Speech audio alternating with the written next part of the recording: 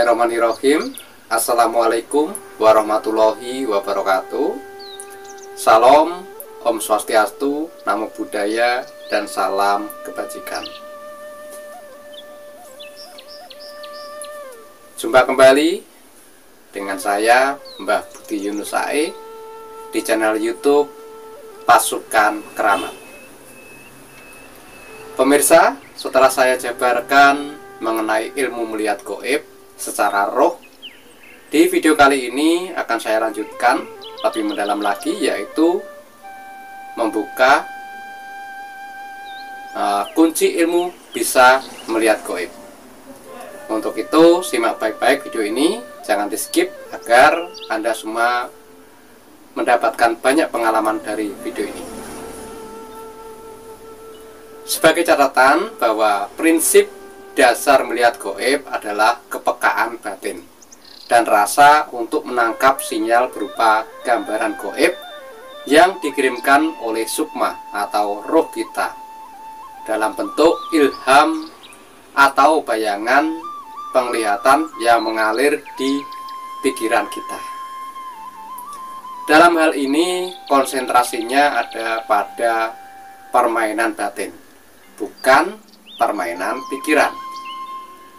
Kalau setelah kita menerima gambaran gaib itu, kemudian kita memperjelas gambarannya dengan pikiran, biasanya kemudian gambaran itu akan hilang. Karena itu, tetaplah fokus pada batin Anda, bukan pada pikiran Anda. Biarkan gambarannya terus mengalir, terbayang dalam pikiran kita, dan kita usahakan bisa lama berkonsentrasi batin terus menerus ya. Jangan terus beralih menggunakan pikiran. Istirahatkan pikiran ya, biar batin bekerja. Dalam hal ini kita tidak mengedepankan nalar atau pikiran, tetapi penerimaan batin. Sesudah itu barulah dinalar dengan pikiran kita. Sebagai penjelasan, manusia terdiri dari dua unsur pokok, yaitu tubuh biologis dan roh. Roh manusia terbagi menjadi dua lagi, yaitu roh pancer dan roh sedulur papat. Roh sedulur papat mendampingi pancer karena ada ikatan kuat di antara mereka, tetapi mereka tidak sungguh-sungguh menyatu. Mereka terpisah, kecuali setelah si manusia meninggal dan rohnya menyatu menjadi arwah.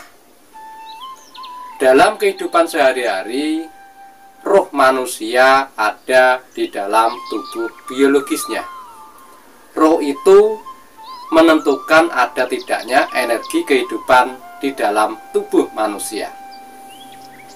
Roh itu juga menentukan berfungsinya bagian-bagian tubuh manusia. Organ-organ dan saraf dan otak atau pikiran manusia, dan menghidupkan saraf-saraf motorik sehingga manusia bisa berjalan dan bisa bergerak. Roh menjadi penunjang kehidupan manusia. Roh pancer hadir secara biologis manusia, berpikir dan berperasaan, berlogika, merencanakan kehidupan, merasa lapar, merasa sakit, ingin kaya, ingin hidup mulia, dan lain sebagainya. Semuanya adalah aktivitas biologis manusia.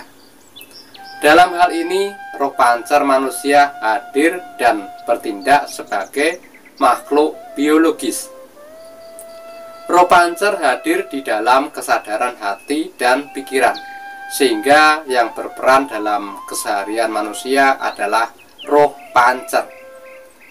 Sedangkan roh sedulur papat bersifat mendampingi dan membantu membentuk kebijaksanaan dan memberikan peringatan-peringatan dalam bentuk ide dan ilham dan bisikan hati atau nurani.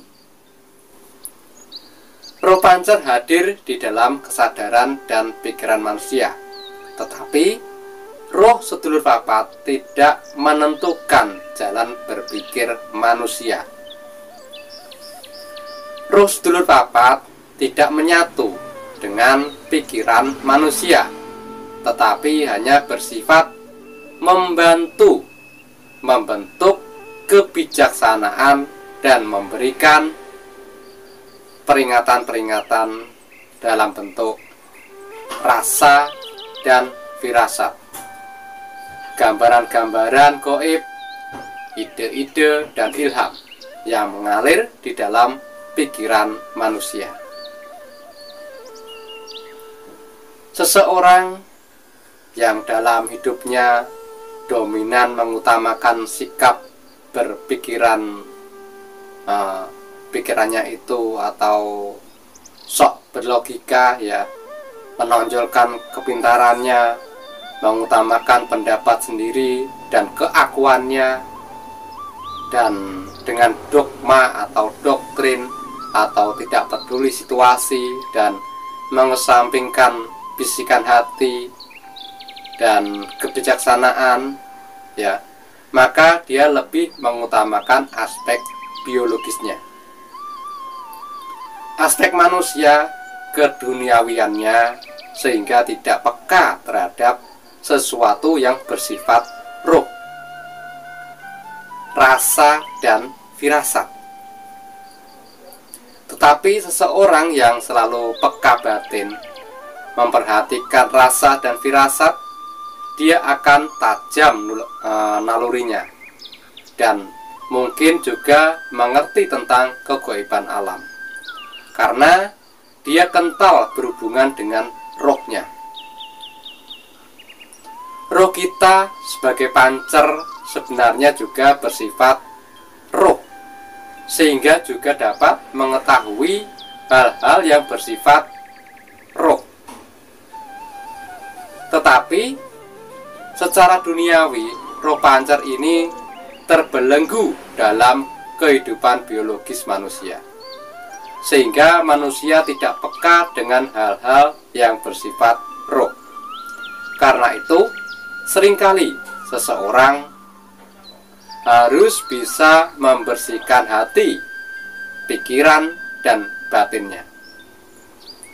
Harus bisa melepaskan belenggu keduniawiannya untuk bisa mendalami hal-hal yang bersifat roh dan ketuhanan.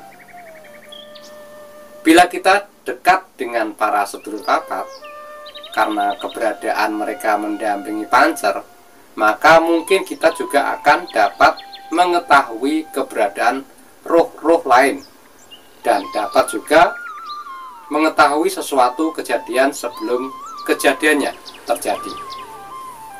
Bisa dibilang weruh sadurunge winarah, melalui pemberitahuan dari mereka sebelumnya.